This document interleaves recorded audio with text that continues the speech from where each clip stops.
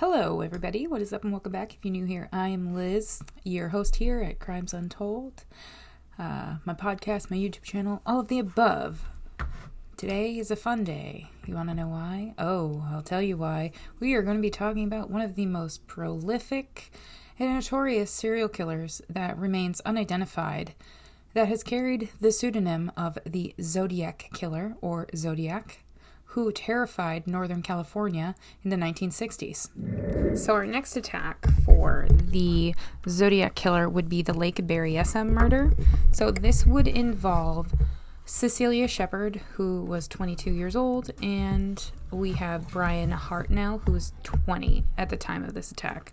So they were just having a picnic on a little island connected to the Twin Oak Ridge on September 27th, 1969. And this is when a man approached them, and he was wearing what seemed to be like an executioner's type hood over his head.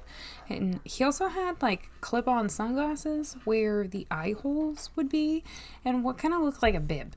And it's on this bib is what he has is the Zodiac sign. So basically it's a cross with a circle, and that is the sign that is on a bulk of these letters that indicates it's the Zodiac. So when he came up to them, he had a gun drawn, and Brian just believed it was a .45 caliber. So this man would give them like a false claim of being a convict that had just escaped from a jail in either Colorado or Montana. And this jail is believed to be the Deer Lodge in Montana, after they kind of worked over everything. So he then proceeded to talk about killing a guard there and then stealing a car.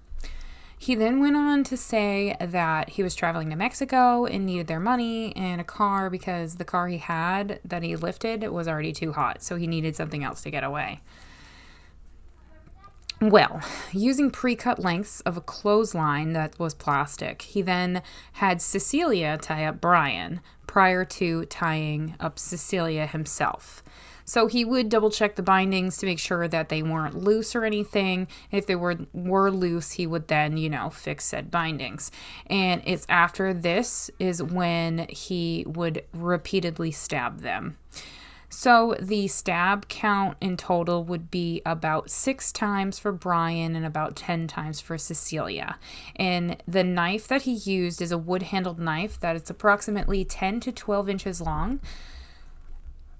Ouch. Ouchies.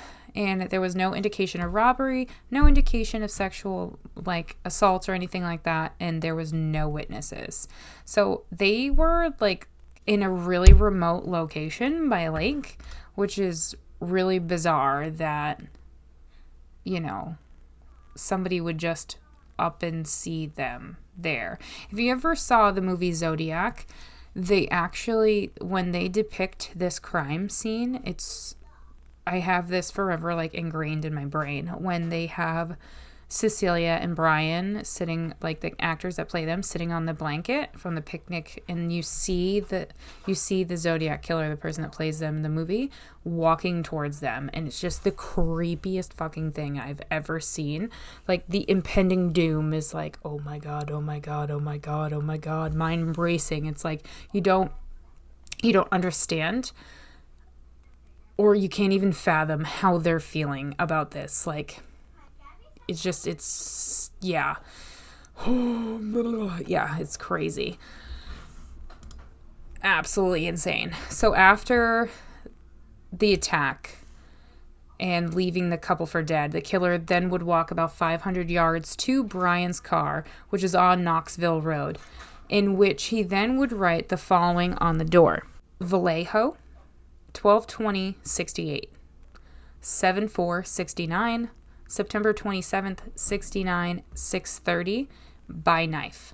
And it's all written kind of in a, in a note style, how you would jot things down. Now, Vallejo is Vallejo, California. 12/20/68 is the first attack. 7/4/69 is the second attack. September 27th, 69, 6:30 is the attack on Brian and Cecilia, and he used a knife. So such a cryptic message that would be on the door, but it would hit home for so many because of the attacks he had already, completed. So it's at around 7:40 p.m. that the killer would would call the Napa County Sheriff's Office from a payphone to confess to his latest crime. Now, when he called, he would state that he wanted to basically explain that, talk about a murder, basically. And he would correct himself and say it was a double murder. And the phone call in which he made would be like, the phone that he used, I should elaborate. It was in a phone booth, and when the police were able to track down the phone call to that phone booth, the phone was found hanging off the hook just a few minutes after the phone call was made to the Napa County Sheriff's Office. And this phone booth was at the Napa Car Wash on Main Street. This is just a few blocks away from the local sheriff's office, and it's about 27 miles roughly from the crime scene. Now, based on the time and when he called, that would give him the right amount of time to get from the scene to the phone with some time to hide his car. Because this attack happened at 6:30, he would call around 7:40. That gives him just about an hour to get from where he was to where he needs to be and hide his car all at the same time. At the phone booth, too, they were able to lift a palm print that was still kind of like tacky, but they've never been able to match it to anything in the system, which means whoever this is has been meticulous in never being caught, which kudos to them because they've never been caught, but geez, it sucks for the police because they've never caught them, you know. So also, right after this attack happened at the scene, so there was a man fishing with his son at a cove near where the couple was attacked, and they heard screams. Now, these screams were a cry for help. And when they came to the scene, obviously they saw what lay in front of them, which is Brian and Cecilia, and they would contact the park rangers. And when the park rangers arrived, they saw that Cecilia was alive and awake. She then gave a description of the attacker. But during transport, unfortunately, she would slip into a coma and she would die 2 days after the attack on September 31st. No, on September 29th, sorry.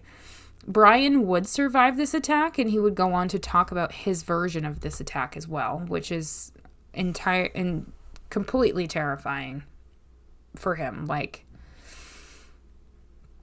absolutely terrifying. Also at the scene, they were able to see tire tracks that indicated that the killer parked right behind Brian's car. There was shoe prints from a size 10.5 wing walker shoe print, like that was recovered from the scene, and this indicated, like with the footprints, they were able to figure out that the suspect weighed more than 210 pounds. So he was quite a hefty guy, or like a bulkier sized dude. They also would come across these 3 young women in the area that said that they saw a person that kind of fit this description a little bit as a strange man, who was in the general area a couple hours before this attack, and he was just really, like, something about him sat strange for them. Super strange. So the biggest conclusion basically with what Brian saw versus what the other 2 scenes, basically what Michael Magu had said, is that Brian thought that this man was a little more than 6 feet tall with a heavy build. Obviously, with the executioner's thing on him, you're not really gonna like full-fledged see whether or not he had brown hair or not. Although there is some correspondence that says that Brian was able to see a tiny bit of hair and that it was like a light brown color, which I find extremely interesting. So our next attack would be the Presidio Heights Murder. So the Presidio Heights Murder would happen on October 11th of 1969. Now, this would be extremely sad, extremely weird as to why this would happen, and police still have no idea as to why this took place, but a white male entered a cab that was being driven by Paul Stine on October 11th of 1969. So this was just 2 weeks after the Lake Berryessa attack. And this person got into the cab at the intersection of Mason and Gary Street. The passenger asked to be driven to Maple and Washington in the Presidio Heights area. But for some reason, Paul Stine would drive by Maple to Cherry Street. This is when Stine would be shot in the head by a 9mm. So after shooting him, the passenger then would take his wallet and his keys before tearing off a section of his blood-stained shirt. Of Paul Stine's blood-stained shirt, to be exact. This cab would be found at approximately 9:55 p.m., and there was also 3 teenagers that were walking by and saw everything happening while it was all in progress. These teens also said that they saw a man wiping the cab down prior to just walking away, walking down Presidio about 1 block north. But it's about 2 blocks away as to where the responding officers are. Strange, right? How close in vicinity these responding officers are to where the murder of Paul Stine is. They also saw a man walking along the east side of Jackson Street. Now, this man would be described to be in between 35 to 45 in age, about 5'10" with a crew cut. This would be kind of a similar but older description of the perpetrator that exited Stine's cab.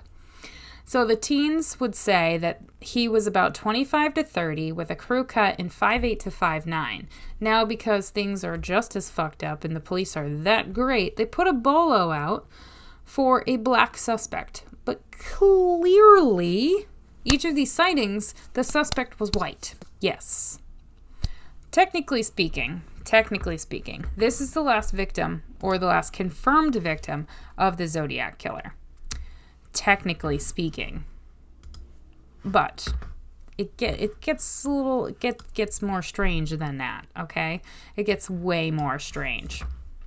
So to kind of go further into the crime scene too, if you will.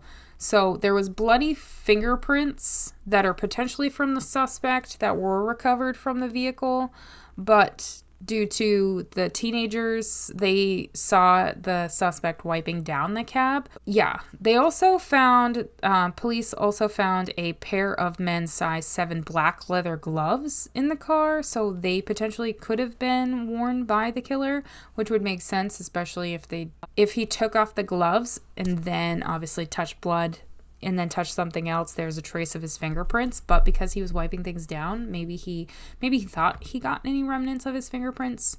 I don't know. They're also, the suspects that watched them were about 60 feet away. So they were very close to this dude. And I'm surprised they didn't spook him. Or he just didn't care, hence why I think he's a narcissistic thrill killer. But anywho. So remember how I talked about part of a bloody shirt, or part of Stine's bloody shirt? Well, on October 13th, so just 2 days after this murder, the San Francisco Chronicle received a letter from the Zodiac. And this contained a piece of Paul's bloody shirt. And in this letter, he took credit for the killing of Paul Stine. So the inspectors that were on the case for San Francisco Police Department, Dave Toshi and Bill Armstrong, they were completely shocked to realize that this shirt actually belonged, or this part of the shirt belonged to Stine. They had no idea. And later, Zodiac would claim that he actually spoke to the patrolman the night of the murder. So completely unsuspecting to the police, who somebody they talked to on the street was actually the Zodiac killer, and they didn't know it, which mind-blowing for me. Like, you were talking to the man, but yet, you couldn't even, I don't know. Yeah, so the 3 witnesses also, because of poor lighting and fog during, what they observed, they did work with a sketch artist that put a face to the Zodiac. And it's after this, working with a sketch artist, the sketch then would be circulated throughout the area, or the Bay Area, if you want to be specific, because, there was another version that was made about a month after Stein's murder. And it's after this that Officer Fouke, Fouke, he talked about a possible encounter that he had with the killer as well. So it's, the whole case in itself is really sketchy. But when you break it down, there's a lot about this case that, we still don't know, but we still do know. You know what I mean? It's strange. So the whole thing with Officer Fouke is that, Donald Fouke and Eric Zelms, they're the two cops that were responding. And Donald Fouke denied having any conversation with the Zodiac, or that he had a direct conflict to what the Zodiac then claimed. Because there was also another letter that was mailed after the murder of Paul Stine, and this is the bus bomb letter. The bus bomb letter is pretty integral to this case. Yeah, so this letter would come out on November 9th of 1969, so obviously clearly 1 month later. And it's in this letter where the Zodiac says, P.S. 2 cops pulled a goof about 3 minutes after I left the cab. I was walking down the hill to the park when the cop car pulled up, and one of them called me over and asked if I saw anyone acting suspicious or strange in the last 5 to 10 minutes. And I said yes. There was this man who was running by waving a gun, and cops peeled rubber and went around the corner as I directed them. And I disappeared into the park a block and a half away, never to be seen again. Which is kind of odd, especially where a lot of the letters we've already gotten from the Zodiac killer, the wording is weird, the spelling is bad, is terribly bad, especially in this one. And when you see the cipher is so clear, so concise, so planned, so methodical, but the rest of the letter is slapped together. Nope. I'm just gonna half-ass the letter, but everything else I'm gonna, keep it clear and concise. It's super strange. Super strange. So some people believe that Fouke and Zelms denying they talked to this person is because of embarrassment of the letter. Whereas some people believe that, cops are going to stop and talk to people. How did they know that it was the killer? They had no idea. It was just some random bystander that they stopped and asked, hey, did you see a man fleeing away? How exactly would one be able to definitively tell whether or not they were actually talking to a serial killer? We don't know. Also, after years go by, it's harder and harder to understand what happened because over time, memories get blurred and memories become inconsistent. There's red flags and it becomes extremely hard to explain what happened. Unless you're hypnotized, hypnosis does help with fully getting it out because you're unlocking it in your brain, but then it could ultimately lead to terror. And it's a whole rabbit hole that I'm not going to get into because it just will fuck up your brain. Anywho.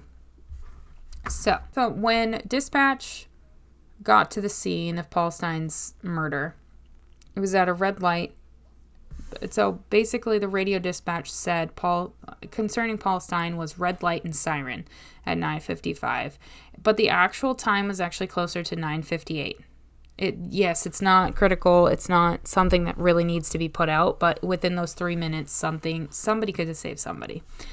So the patrolman, which is Donald Fouke and Eric Zelms, obviously they received the intel over their radio, over their CB radio, and they were traveling northbound on Presidio Ave, and they just passed Washington Street, so they were super close, and then they get back.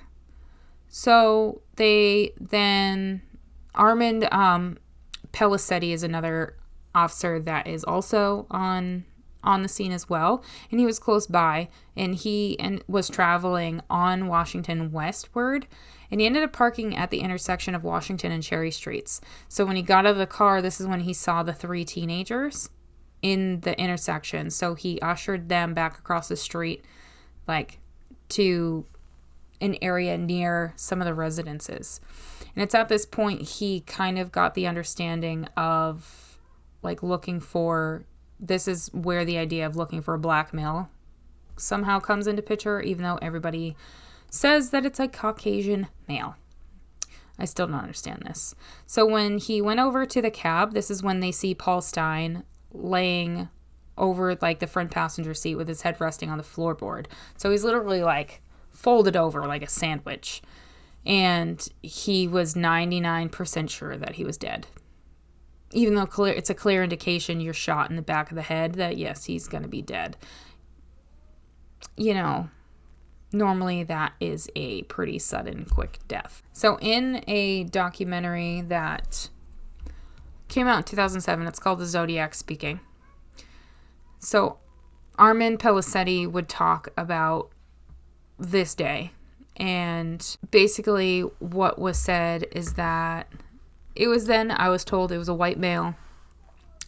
He couldn't get the radio to come through fast enough to let everybody else know. The kids in the area told him about who had committed the crime and who left the cab, and then just, like, was seen wiping down the cab and reaching into the cab and then walking down Cherry Street in a northern, like, going north towards Presidio. And he would walk that way himself. He didn't run, and he didn't run on purpose so he could keep a lookout. And he went down following everything he knew he should have, just so that he wouldn't die as well. His exact words is, "So I didn't get my head blown off." I understand, but to me, there should have been a sense of urgency. You see this man die. You see this man dead in his cab. You should have been running to find this dude. But anywho, that's what I believe anyway. So that, my friends, is part 2 of the Zodiac Killer, about the Lake Berryessa Murders and the Presidio Heights Murder. So I'll see you in my next one.